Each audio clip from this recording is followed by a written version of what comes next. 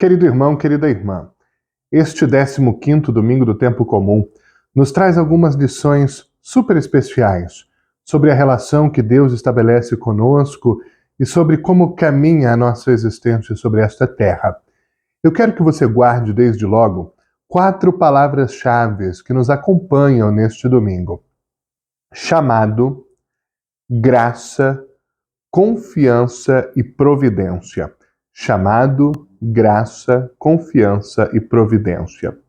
A primeira leitura é tirada do livro de Amós, um importante profeta do Antigo Testamento. Justamente na ocasião de hoje, nós encontramos um momento difícil da vida de Amós, quando ele é convidado, entre aspas, a deixar a sua terra e rumar para outro lugar, porque na sua terra já não era aceito, não queriam saber da sua profecia, não queriam ouvir as suas palavras. O profeta incomodava o rei, o poder dominante e os interesses da corte. Essa leitura está em sintonia com aquelas que nós estamos lendo já nas últimas semanas, justamente sobre o profeta. Como já tivemos ocasião de dizer, profeta é alguém que transmite uma mensagem, a mensagem de Deus. E o profeta tem 2 atitudes principais: o anúncio e a denúncia. O profeta anuncia o bem, a verdade, chama a coerência de vida e de fé, e denuncia o mal, a corrupção, a violência, a falsidade, a mentira, a incoerência de vida, a hipocrisia. E um profeta sempre incomoda, porque a verdade incomoda sobretudo aqueles que não agem de forma clara, de forma correta. Nessa cadeia de textos bíblicos que nós temos lido sobre os profetas, hoje, justamente, mais um profeta é rejeitado, Amós. O sacerdote diz, com um certo deboche: "O vidente, sai, procura refúgio em Judá, onde você possa ganhar seu pão, exercer a sua profecia, mas aqui não insista em profetizar.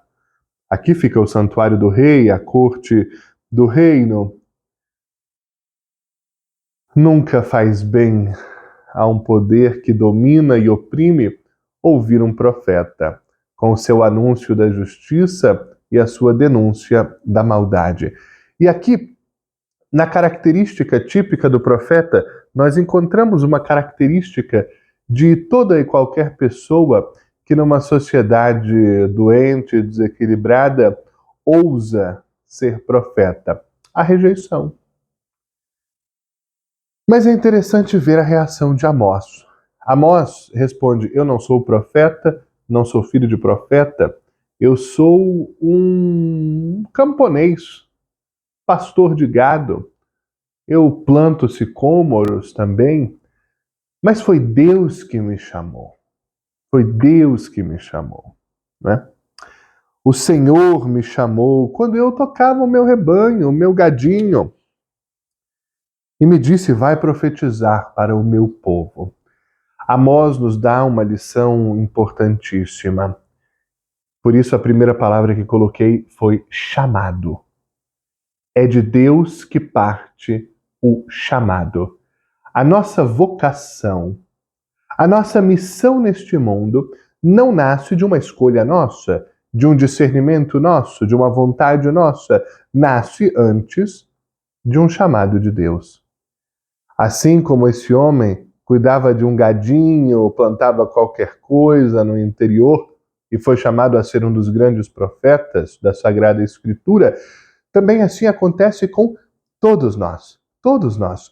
O Senhor já pensou em nós. O Senhor já imaginou para nós uma estrada que sirva ao mesmo tempo de realização para nós e de transformação para as pessoas que passam ao nosso redor, de impacto nos ambientes em que nós nos encontramos. Não é ninguém que atribui a si mesmo a missão de Deus, mas é Deus quem dá como presente de amor a missão de cada um.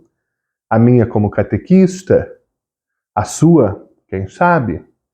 A de um sacerdote, a de uma religiosa, de um monge, de um pregador, de um adorador, de um cantor, de um leitor, de alguém que acompanha os doentes, de alguém que faz a assistência aos pobres, a ação caritativa, enfim, na infinidade de opções que existem, é o Senhor que chama. Se você não sente ainda o chamado, procure-o, porque o Senhor também te chama. O Senhor te chama para uma missão do amor. O Senhor te chama para que a tua vida encontre uma realização e, ao mesmo tempo, possa deixar um rastro de luz na vida dos outros. Na segunda leitura, nós temos a carta aos Efésios. É São Paulo que escreve à comunidade cristã de Éfeso, uma importante comunidade cristã dos primeiros tempos. E Paulo hoje diz que Deus nos abençoa com toda a bênção do seu Espírito na nossa união com Cristo. Em Cristo, Deus nos escolheu antes da fundação do mundo para que sejamos santos e irrepreensíveis. Aqui está a segunda palavra que coloquei, a graça. Toda a nossa existência nasce da graça de Deus. É graça, portanto, é gratuita. Deus pensou em nós desde antes que o mundo existisse. Deus nos imaginou, Deus sonhou conosco e Deus dispôs no seu amor quando deveríamos vir a este mundo, de que modo, para qual missão, com que características. O Senhor pensou em nós desde sempre, continua a pensar e já nos reservou um lugar na eternidade. E aquilo que Deus deseja de nós é a santidade. Ser santo não é uma realidade do passado, muito menos uma realidade inacessível, mas é um chamado que Deus faz pela sua graça no presente. O santo não é alguém que se isola do mundo e vai viver numa cela, no mosteiro, no alto de uma montanha. Também esses são importantes, mas o santo é aquele que ama. O santo é aquele que busca ouvir a voz de Deus e colocá-la em prática. O santo é aquele que, pela sua postura, vence as barreiras do mal, do ódio e da violência e transforma pelo seu amor concreto o ambiente em que está. O santo é aquele que produz a luz de Deus no dia a dia da história humana. É para esse alto chamado que o Senhor nos chamou. Sermos santos hoje, na nossa família, nos nossos ambientes de trabalho, no trânsito, nos contextos da sociedade, ou seja, estar ali, sem nenhuma marca visível que nos distingua dos outros, mas com uma postura profundamente distinta, a postura de um santo, a postura de quem ama, a postura de quem desgasta a sua vida para edificar o reino da paz, da justiça e do amor lá onde quer que se encontre. São Paulo ainda dirá aos Efésios que Deus nos cumulou de graça em Jesus Cristo, que o sangue de Jesus Cristo nos libertou, as nossas faltas são perdoadas na riqueza da graça de Cristo. Deus derrama sobre nós de forma profusa, ou seja, intensa, generosa e restrita, sabedoria, prudência, nos faz conhecer a sua vontade, o seu desígnio de bem que determinou sobre nós. Ainda diz São Paulo que em Cristo nós ouvimos a palavra da verdade, o evangelho que salva, e acreditando nessa palavra, somos marcados com o selo do Espírito Santo, que é o que garante a nossa redenção, a nossa salvação. No Evangelho de São Marcos, o primeiro evangelho a ser escrito, o evangelho que nos acompanha neste ano, nós encontramos o envio dos primeiros apóstolos. É um belíssimo texto, muito conhecido, do capítulo 6 de Marcos, que nós podemos chamar de pré-igreja. Aqui são os primeiríssimos tempos da igreja. Não se fala ainda de igreja como tal, porque Jesus ainda não havia anunciado que fundaria a sua igreja. Se considera igreja como tal com a ressurreição e com o Pentecostes, então estamos num período de pré-igreja, mas aqui já fica muito claro o pensamento de Jesus para a sua igreja, uma igreja apostólica. Apóstolo é aquele que é mandado, alguém que é enviado. Esse é um apóstolo. E o que Jesus faz? Jesus reúne junto de si algumas pessoas que convivem com ele, que bebem da fonte que é ele, que entram em contato íntimo com a sua pessoa divina, com a sua autoridade divina, e tendo bebido direto da fonte do amor do Senhor encarnado na história, são enviados, saem, partem da intimidade com o Senhor para os rincões todos do mundo. Jesus envia aqueles que estão na sua intimidade para levar a sua mensagem, o testemunho do seu amor a todos, a toda e qualquer pessoa. Nós temos aqui, portanto, o programa eclesial de Jesus, a igreja que Jesus fundou e a igreja que Jesus quer é esta igreja, do capítulo 6 do Evangelho de Marcos. Jesus os envia 2 a 2, dando-lhes poder sobre os espíritos impuros. Aqui, só nessa pequena frase, já temos tantas realidades. É Jesus que chama. Olha o chamado de novo. É Jesus que escolhe. Escolhe com que critério? Escolhe quem ele quer. Por que eu sou catequista? Porque Jesus quis. Por que um é padre, outro é monge, outro é freira, outro trabalha com os doentes, outro com a educação? Porque Deus assim pensou. Na misteriosa e extraordinária dinâmica do seu amor, na fantasia do Espírito Santo. O chamado nasce do querer de Deus. A partir daí, é Jesus mesmo que manda, portanto, nós não vamos por uma ideia própria, por uma iniciativa própria, mas seguindo um pedido de Deus. E qual é o primeiro poder que Jesus infunde nos seus representantes enviados ao meio do mundo? O poder de expulsar demônios, expulsar espíritos impuros. Ninguém pense nos exorcistas. Esses existem, têm a sua importância, mas não é disso que se trata. Os espíritos do demônio, os espíritos maus, os espíritos impuros, são o ódio, a mentira, a violência, a traição, a desagregação familiar, a rejeição ao outro, a indiferença, o preconceito, a exploração. Lá onde qualquer uma dessas realidades se encontra, ali há um espírito impuro que precisa ser expulso. A primeira e mais importante missão dos que creem em Cristo é expulsar da humanidade os espíritos maus do ódio, da violência e da rejeição de uns para com os outros. O trabalho da Igreja de Jesus Cristo e a sua missão é curar. E a cura começa pelo afastamento do que produz o mal, o egoísmo, o isolamento de si mesmo, a visão do outro como inimigo. Esses grandes demônios, Jesus pede que nós expulsemos. Também e mais ainda no mundo de hoje. E Jesus envia 2 a 2, porque no cristianismo não cabe o individualismo. No cristianismo não tem eu dei conta, eu vou, eu faço, eu sou o apóstolo, eu salvo, eu prego. Não. O cristianismo é necessariamente uma experiência coletiva, comunitária. E Jesus manda 2 a 2, porque depois o mesmo Jesus dirá: onde 2 ou 3 estão reunidos no meu nome, eu estou aí no meio deles.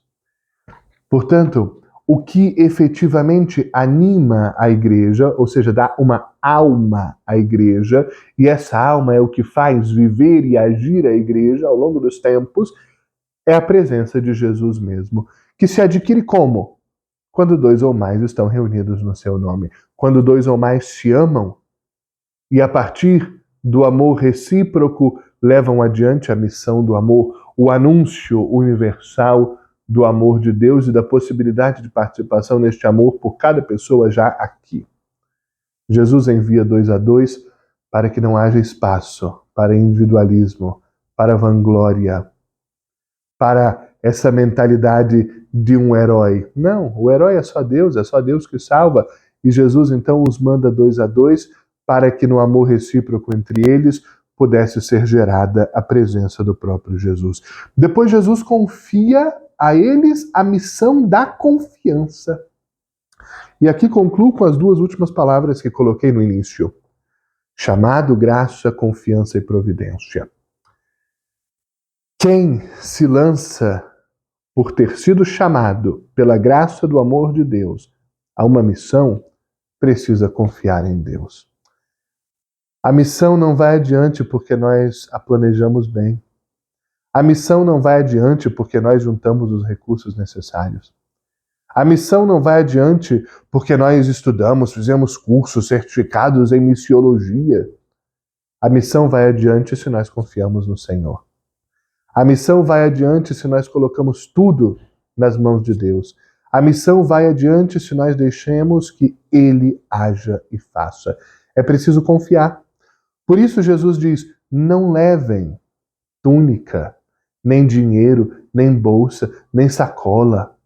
Levem sandália nos pés. Vocês vão andar, gastem a sola da sandália, vão por aí, por aqui, de forma incansável. E a Igreja de Jesus Cristo é incansável, não para nunca, nunca está sentada no meio-fio ou em canto nenhum. Vai para frente, sem nunca descansar, sem nunca parar, porque a missão não vai terminar nunca, só quando o reino de Deus estiver completado. Até lá, tem que gastar a sola de sandália. E o cajado, símbolo tanto da luta, da caminhada, como também da autoridade. Jesus não nos envia de mãos vazias. Jesus nos envia com sandálias nos pés para gastarmos a sua sola, caminhando por aí, levando o anúncio do amor. E Jesus nos envia com a autoridade divina que parte dele de oferecer o perdão dos pecados, anunciar que o reino de Deus existe e está próximo, expulsar os espíritos maus. Não vamos de mãos vazias. Vamos com a autoridade do próprio Jesus, que ele partilha conosco em vista da missão. Jesus ainda diz, quando vocês entrarem numa casa, quando em algum lugar não receberem vocês bem, sacudam a poeira e vão embora. Jesus está nos dizendo, não fiquem obcecados quando a missão não der certo. Jesus sabia que em muitas ocasiões não daria certo. Ele foi rejeitado. Ele muitas vezes foi expulso de cidades, de povoados, de vilas, de modo igual acontece conosco. Então Jesus diz, olha, não demore muito tempo se perguntando por que não deu certo, por que alguém não aceitou o anúncio, por que alguém não se converteu. Não, sacudam a poeira, vão embora, vão para frente, procurem outro lugar, anunciem para outra pessoa. Não parem, porque a missão do amor não pode parar até que não tenha chegado no último ser humano da Terra. Então Jesus, não se preocupe com a rejeição. Vocês serão rejeitados. Não se preocupem se em algum lugar vocês não são bem recebidos. Vão para frente, sem ficar muito obcecados no porquê de a missão em alguns lugares não ser bem sucedida. Diz o Evangelho, eles então partiram e pregaram que todos se convertessem. Converter-se, mudar de rumo, mudar de mentalidade, mudar de direção. Este é o nosso anúncio. Pode parecer difícil no mundo de hoje, pode parecer incômodo e até inadequado. Ah, Gabriel, eu não vou dizer a ninguém que se converta, eu não quero convencer ninguém a se converter. Está errado você, então. Porque Jesus nos pede para ajudar cada irmão, cada irmã a transformar a sua mentalidade naquilo que lhe dará plenitude e lhe aproximará da sua essência primeira. O nome disso é conversão. Converter-se é mudar de rumo, mudar de mentalidade, abandonar essa vida velha, enferrujada que a gente tem, presa no egoísmo, nos vícios, nos prazeres superficiais, uma vida que não dá sentido, uma vida que não leva para frente, uma vida que não dá aquele gosto de existir, de acordar cada manhã sorrindo, de viver, de fazer a vida valer a pena. É preciso converter-se. E converter-se dia após dia. Foi isso que os primeiros cristãos fizeram. Anunciaram a importância da conversão, de buscar outra estrada, encontrar outro caminho, expulsando os demônios e curando os doentes. A missão, como já dissemos, é curativa. O amor de Deus cura, e para que o amor de Deus cure sempre mais e mais, Deus conta conosco para ir ao encontro de cada pessoa, de cada homem e mulher do nosso tempo, oferecendo, não impondo, oferecendo a mensagem do amor, que é a única força efetivamente capaz de transformar o ser humano, a família e a sociedade. Querido irmão, querida irmã, o Senhor nos chama hoje à missão, a sermos profetas do amor, anunciando que a paz é possível, que a vida é bela e vale a pena quando a gente ama, e denunciando todo tipo de falsidade, ódio e violência que nos afasta de nós mesmos e de cada próximo e nos impede de edificar desde já o reino de paz, justiça e amor neste mundo. Vamos em frente. A missão do amor vale a pena. Bom domingo e boa semana.